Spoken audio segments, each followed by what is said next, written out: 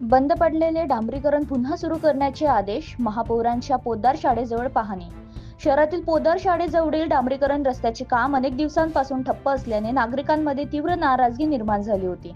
या पार्श्वभूमीवर महापौर श्रीचंद तेजवानी यांनी आज स्थळांवर भेट देत प्रत्यक्ष पाहणी केली आणि संबंधित यंत्रणेला तात्काळ काम सुरू करण्याचे निर्देश दिले.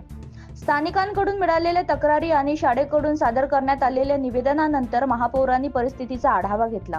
पाहणी दरम्यान सार्वजनिक बांधकाम विभागाच्या अधिकाऱ्याने कामाला विलंबाबाबत जाच विचारले. कोणताही बहाणा न करता रस्त्याचे डांबरीकरण तातडीने सुरू करण्यात नियोजनबद्ध पद्धतीने पूर्ण करण्याचे आदेश देण्यात आले. नागरिकांच्या रस्त्यालगत वाढलेल्या झुडपांमुळे वाहतुकीचा अडथळा निर्माण होत असल्याची समस्या मांडली. त्यांची गंभीर दखल घेत महापौरांनी उद्यान विभागाला तात्काळ झुडपे आणि वाढलेल्या फांद्या काढून परिसरात स्वच्छ व सुरक्षित करण्याची सूचना दिल्या. महापौरांनी स्पष्ट शब्दात इशारा दिला की शहरातील महत्त्वाच्या रस्त्यांचा काम होणार विलंब सहन केला जाणार नाही. गुणवत्ता राखून आणि सुरक्षतेची काळजी घेत काम लवकरात पूर्ण करणे बंधनकारक असल्याचे त्यांनी सांगितले.